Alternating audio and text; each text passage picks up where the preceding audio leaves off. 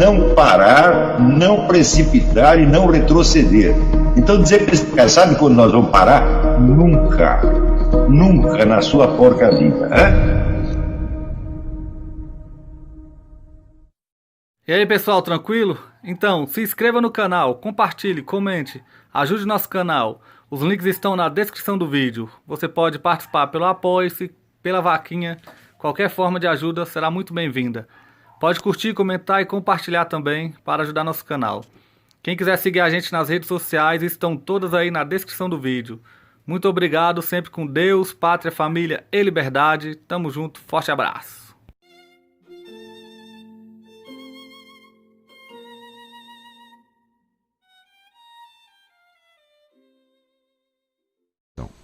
E essa especialmente foi mandada pelo Rubens Enderle algum tempo atrás.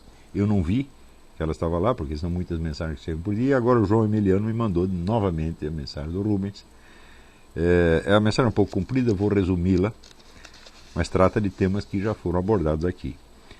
Ele diz: professor, permita-me objeção a essa sua interpretação, objeção semelhante a outra que fiz há uns dias em outro post seu sobre Kant, mas é que o senhor não viu. A meu ver, o senhor está conferindo um alcance ontológico à crítica kantiana, o qual não procede. Quando Kant diz que o espaço e o tempo são formas a priori da intuição sensível, ele não está dizendo que o espaço e o tempo só existem, portanto, como coisa em si, a partir do surgimento do sujeito cognoscente, mas sim pelo fato de que não temos um acesso direto às coisas fora das formas do espaço e do tempo. Não temos como saber de que maneira a realidade seria, aspas, percebida sem ser percebida. Esse termo aqui já tem a resposta da sua objeção. Isto é, como coisa em si e não como fenômeno. Logo, se não temos acesso cognoscitivo à realidade, senão pelo filtro da experiência, intuição sensível mais entendimento, não podemos atribuir à realidade em si as formas do espaço e do tempo, ou seja, não podemos conferir ao espaço e ao tempo uma dimensão ontológica. Mas temos de nos limitar a considerá-las como formas a priori da intuição sensível. Mas, isso é o mais importante, isso não quer dizer que elas não existam independentemente da existência do homem, ou seja, como categorias da realidade em si mesmas, mas apenas que o sujeito não pode conhecer essa realidade em si mesma. Ou seja, Kant não está dizendo que o espaço e tempo só podem existir exclusivamente como formas subjetivas, mas sim que a função de espaço e tempo como formas subjetivas é tudo o que podemos conhecer da realidade. Espaço e tempo podem existir também em si, mas não temos acesso a isso a não ser por meio da experiência sensível. A limitação é, portanto, gnoseológica e não ontológica. Em outras palavras, é possível que o tempo e o espaço existam, sim, como categorias objetivas, fora e independente do homem. É, portanto, possível que tenha uma dimensão ontológica. Mas não é esse o problema de Kant. O que importa para ele é apenas que o homem não tem como acessar diretamente essa dimensão ontológica, como pretendia, por exemplo, a metafísica de Wolff, combatida pelo ceticismo de Hume. A afirmação dos limites do conhecimento por Kant não implica, portanto, uma negação ontológica da estrutura da realidade, independentemente do homem, nem tampouco a ideia de que o sujeito cognoscente é criador da realidade. Bom, já entenderam qual é a objeção. Então, eu ali coloquei a seguinte resposta. Tudo isso está certo, mas passa longe do ponto em discussão. Se Kant afirma que nada podemos saber do espaço e do tempo em si mesmos, obviamente ele não pode com isso dizer que o espaço e o tempo não existem fora da mente humana. E nisso você tem toda a razão. Quer dizer, eu seria totalmente contraditório, né, se eu afirmasse que Kant, ao afirmar que nada podemos conhecer do espaço e do tempo em si mesmos, está negando a existência do espaço e do tempo. Porque para negá-la, ele precisaria saber que não existem, quando ele está dizendo precisamente que nada podemos saber a respeito. Então isso seria contraditório e eu não cometi esse erro que você está me atribuindo. Seria um erro primário demais. O que ele diz é que só conhecemos o espaço e o tempo pela sua representação na mente humana, o que é dizer rigorosamente nada. Pois sei, por outro lado, que eu mesmo só posso existir no espaço-tempo real e não numa mera representação. Ou seja, eu não posso dizer jamais que nada sei do espaço e do tempo a não ser o que está na minha representação. Porque para eu ter representação, eu preciso existir num espaço e tempo que não pode ser ao mesmo tempo da minha representação. Se Kant dissesse isto, então ele estaria efetivamente negando não só a existência do espaço-tempo, mas a sua própria existência. Ele não cai nesse erro, isso é primário demais. Pois isso me levaria à negação subjetivista da realidade, erro que precisamente Kant não comete. Donde tenho de concluir que do espaço-tempo sei, por meio da representação, algo que está nele mesmo e não só na representação. Além disso, tenho de me perguntar como posso me representar, que é apresentar de novo, algo que nunca se apresentou, que nunca esteve presente. Dizer que só conheço algo por meio da minha consciência e não em si mesmo, corresponde rigorosamente a dizer que nada conheço daquilo que não conheço. E isto é dizer rigorosamente nada. O próprio Rubens, ele já sugere isso ao dizer que não sabemos como seria a realidade, como a realidade seria percebida sem ser percebida. O que é um absoluto nonsense. Se você pensar bem, o que é o espaço? O espaço é a possibilidade da presença de corpos. Não é isso? Se você pensar apenas em entes incorporais, eles não podem estar no espaço. Tá certo? Portanto, o espaço só pode ser concebido como a possibilidade da presença de corpos, portanto, de entes tridimensionais. Isto é o espaço, não há outro espaço que você possa conceber. Tá certo? Ora, é neste espaço tridimensional que eu estou fisicamente. Então, como é que eu posso dizer que eu nada sei do espaço em si mesmo? Que eu só sei dele aquilo que está na minha representação subjetiva ou na minha consciência. Não é isso? Então, nunca imputei a Kant uma negação subjetivista da realidade exterior, o que seria um erro primário de interpretação, e sim uma pirueta verbal sem sentido. Ou a representação em mim é de algo que já se apresentou em si mesmo e por si mesmo, ou não é representação de coisa nenhuma. O exemplo com que ilustro isso é o seguinte: se me olho, eu dei este exemplo em aula. Se eu me olho no espelho de perto, eu me vejo grande. Se me afasto, me vejo pequeno e vice-versa. Com isso, entendo que a minha representação visual da minha imagem no espelho é determinada pelo meu deslocamento num espaço, que não pode, por isso mesmo, ser o da mera representação. Eu tenho aqui duas percepções, uma percepção visual e outra percepção muscular do meu deslocamento no espaço. Eu sei que eu me afasto e que, portanto, a minha imagem no espelho muda, ela se torna menor. Eu digo, qual é esse espaço no qual eu me desloquei? Pode ser só o da minha representação? Ou seja, o mesmo da imagem no espelho? Não pode ser. Portanto, algo do espaço objetivo eu tenho que necessariamente saber, senão eu não poderia ter representação nenhuma dele. Agora, dizer, mas eu só conheço espaço tal como ele aparece só como ele aparece nos fenômenos, ou seja, na presença dos corpos. Digo, mas o espaço é isso e nada mais do que isso. Não há um outro espaço. Ele se confunde porque ele leu Newton e o Newton inventou um conceito do espaço absoluto, que é o espaço concebido em si mesmo, independentemente da existência de corpos, o que é uma noção totalmente autocontraditória, porque o espaço não existe senão como a possibilidade concreta da presença de corpos. Se você pensar, o que é o espaço sem corpos? Ele não é absolutamente nada. Se você pensar, o espaço vazio, ele não é o espaço vazio não é um espaço de maneira alguma. Ele é apenas um nada. O espaço vazio é um nada. Então, o espaço ele tem que ter alguma propriedade que o defina como espaço. Que faz com que ele seja o espaço e não uma outra coisa qualquer. E essa propriedade é justamente a possibilidade da presença dos corpos. Ele só pode ser concebido desta maneira. Newton inventou o espaço absoluto como unidade de medida. Ele não disse que existe um espaço absoluto. Newton não era louco.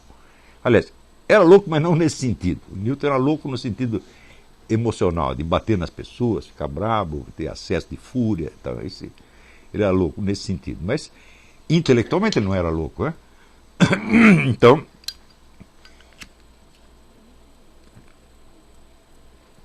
ele concebe esta noção do espaço absoluto apenas como uma unidade hipotética de medida. Quer dizer, que se existisse esse espaço absoluto, as coisas se passariam dessa maneira. Ele não afirma de maneira alguma a existência do espaço absoluto. Seria, vamos dizer, o espaço independente dos corpos. Então, o que eu estou dizendo com este exemplo é que, para eu ter uma representação de espaço, algo eu preciso saber do espaço em si mesmo, que não é o espaço da representação. Então, isto que eu sei do espaço em si mesmo é a precondição para que eu tenha uma representação. Então, o Kant está fazendo uma pirueta. Ele diz, olha, eu só vejo com meus próprios olhos. Portanto, eu não sei qual é a aparência visual daquilo que eu não vejo. Mas isso é dizer rigorosamente nada. Ou seja, eu não vejo aquilo que eu não vejo. Note bem, noutra aula eu estava comentando aí aquele famoso enigma do Zenão, né? Que eu não posso andar 40 metros, que para andar 40 metros eu precisaria andar 20, para andar 20 eu precisaria andar 10, para andar 10 eu precisaria andar 5 e assim por diante. Quer dizer, eu teria que, para percorrer uma certa distância, eu teria que percorrer todas as suas subdivisões. Então, veja, uma coisa é o espaço no qual você se desloca. Outra coisa é o espaço que você mede mentalmente.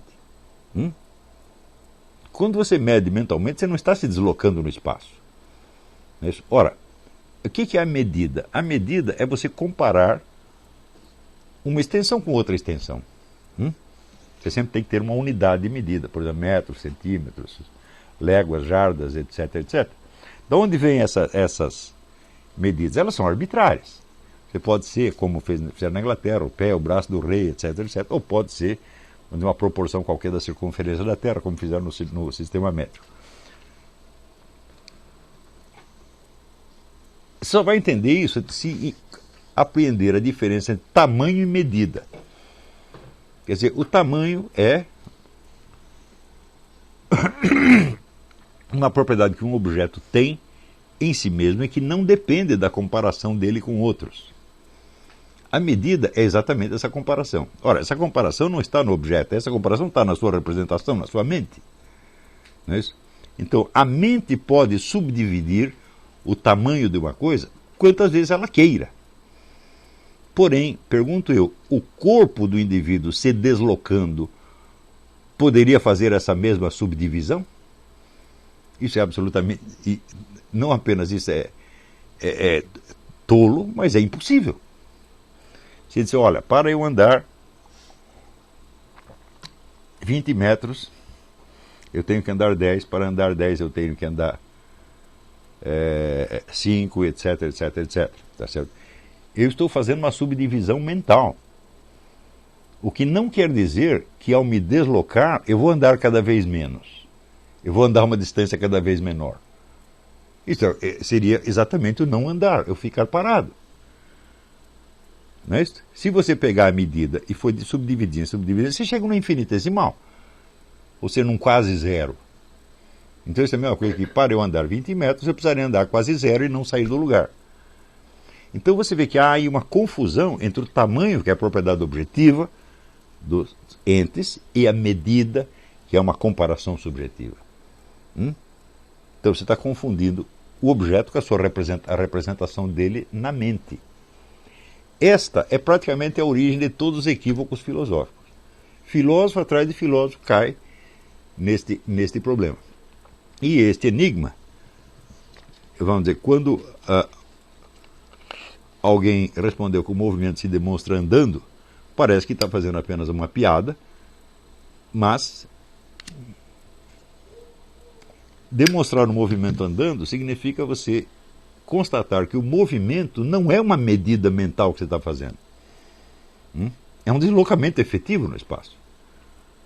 E que uma coisa não tem absolutamente nada a ver com a outra. Tanto que, para eu me deslocar, a possibilidade do meu deslocamento depende do meu tamanho. Existe a extensão a ser percorrida e existe o meu tamanho. Eu não posso dar passos de formiguinha. Nem dar saltos de 20 metros como um leão. Então isso quer dizer que o meu deslocamento no espaço está severamente limitado pela extensão a ser percorrida e pelo tamanho do meu corpo. Mas e a medida? Eu meço do jeito que eu quiser. eu posso ir subdividindo quanto eu queira até chegar no infinitesimal. Portanto, são duas operações completamente distintas e, por assim dizer, incomensuráveis. O deslocamento no espaço é uma coisa e a medida é outra. Então, o que Zé não faz é confundir uma coisa com a outra. Então, está confundindo o objeto que é dado e que se impõe a nós com a sua representação na mente. É a mesmíssima coisa que Kant está fazendo com o espaço e tempo. Quer dizer, não podemos saber o que o espaço e tempo são em si mesmos, porque nós só temos acesso aos fenômenos, é aquilo que aparece. Mas o que é o espaço? É a possibilidade de que eles apareçam. Então, eu não sei o que uma coisa é em si mesma, eu só sei o aspecto fenomênico, ou seja, aquilo que ela me mostra. Não é isso? E não posso saber nada além disso. Eu digo, mas é claro que você tem que saber alguma coisa além disso para você poder saber isso. Por exemplo, você